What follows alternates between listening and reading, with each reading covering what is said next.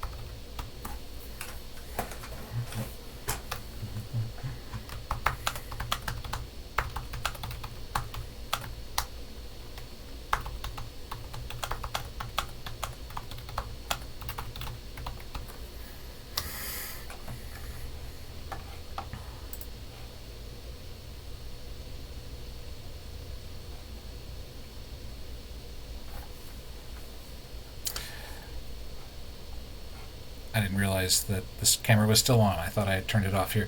But here we go. We've got a definition here. I didn't know how technical I needed to be here with regards to the definition of the normal distribution here, so deciding to not really be very, very technical. But the normal distribution is the continuous probability density function that is most often used to describe instances where data is distributed in a symmetric fashion. So it's not skewed one way or skewed another way. It's nice and symmetric, and it's sometimes referred to as a bell curve.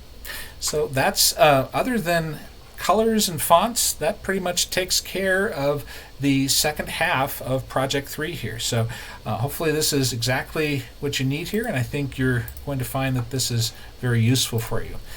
These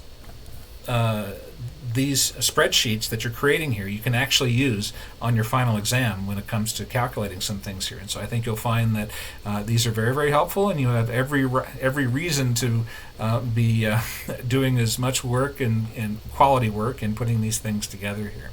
So hopefully that's helpful here. Again, the statement here is the normal distribution is the continuous probability density function that is most often used to describe instances where data is distributed in a symmetric fashion. It's sometimes referred to as a bell curve.